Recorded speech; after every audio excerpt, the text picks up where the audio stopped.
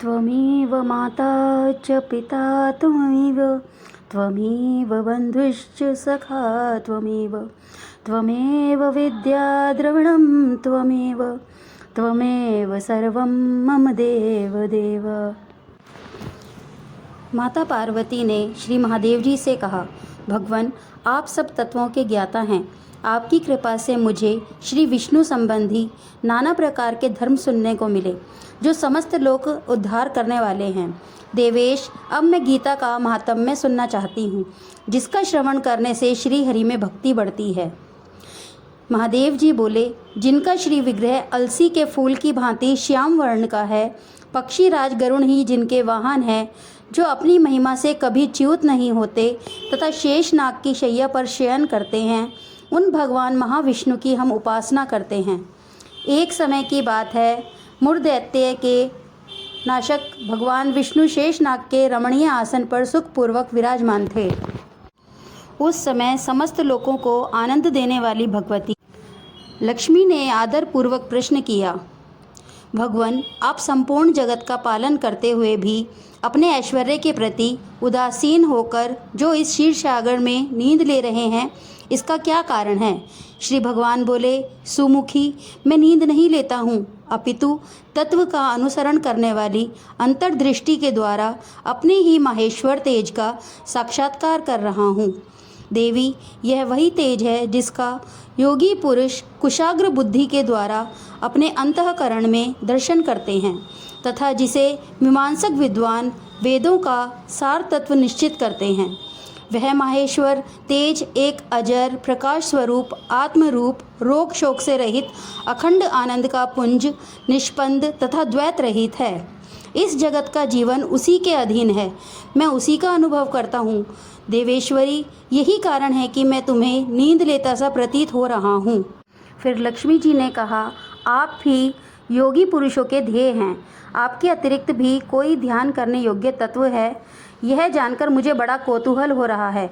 इस चराचर जगत की सृष्टि और संहार करने वाले स्वयं आप ही हैं। आप सर्वसमर्थ हैं। इस प्रकार की स्थिति में होकर भी यदि आप उस परम तत्व से भिन्न हैं तो मुझे उसका बोध कराइए। श्री भगवान बोले, प्रिय, आत्मा का स्वरूप द्वैत और अद्वैत से पृथक, भाव और अभाव से मुक्त तथा आदि और अंत से रहित है। शुद्ध ज्ञान के प्रकाश से उपलब्ध होने वाला तथा परमानंद स्वरूप होने के कारण एकमात्र सुंदर है। वही मेरा ईश्वरीय रूप है। आत्मा का एकत्व ही सबके द्वारा जानने योग्य है। गीता शास्त्र में इसी का प्रतिपादन हुआ है। अमित तेजस्वी भगवान विष्णु के ये वचन सुनकर लक्ष्मी देवी ने शंका उपस्थित करते हुए कहा, भगवान, यदि आपका स्वरूप स्वयं परमानंदमय और मन वाणी की पहुँच के बाहर है तो गीता कैसे बोध कराती है? मेरे इस संदेह का आप निवारण कीजिए। श्री भगवान बोले, सुंदरी, सुनो, मैं गीता में अपनी स्थिति का वर्णन करता हूँ। क्रमशः 5 अध्यायों को तुम 5 मुख जानो, 10 अध्यायों को 10 भुजाएं समझो तथा 1 अध्याय को उदर और 2 अध्यायों को दोनों चरण कमल जानो। इस प्रकार यह 18 अध्यायों की वांगमय ईश्वरीय मूर्ति ही समझनी चाहिए। यह ज्ञान मात्र से ही महान पातकों का नाश करने वाली है। जो उत्तम बुद्धि वाला पुरुष गीता के 1 या आधे अध्याय का अथवा 1 आधे या चौथाई श्लोक का भी प्रतिदिन अभ्यास करता है, वह सुशर्मा के समान मुक्त हो जाता है।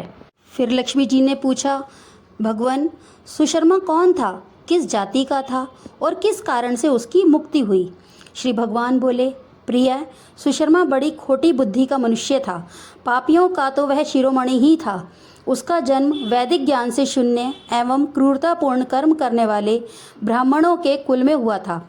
वह ना ध्यान करता था, न जप, न होम करता था, न अतिथियों का सत्कार।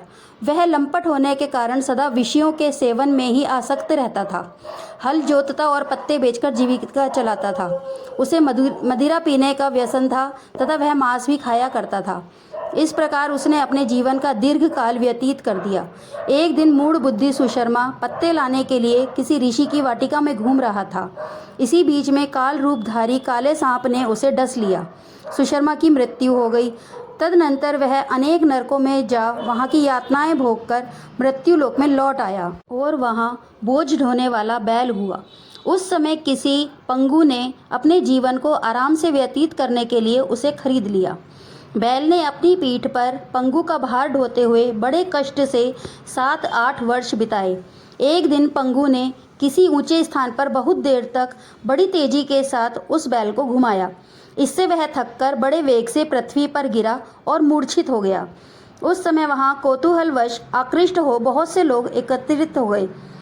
उस जन समुदाय में से किसी पुण्य आत्मा व्यक्ति ने उस बैल का कल्याण करने के लिए उसे अपना पुण्य दान किया। तत्पश्चात कुछ दूसरे लोगों ने भी अपने अपने पुण्यों को याद करके उन्हें उसके लिए दान किया। उस भीड़ में एक वैश्य भी खड़ी थी। उसे अपने पुण्य का पता नहीं था, तो उसने भी लोगों की देखा देखी उस बैल के लिए कुछ त्याग किया। तदनंतर यमराज के दूत उस मरे हुए प्राणी को पहले यमपुरी में ले गए। वहाँ यह विचार कर कि यह वैश्य के दिए हुए पुण्य से पुण्यवान हो गया है, उसे छोड़ दिया। फिर वह भूलोक में आकर उत्तम कुल और शील वाले ब्राह्मणों के घर में उत्पन्न हुआ।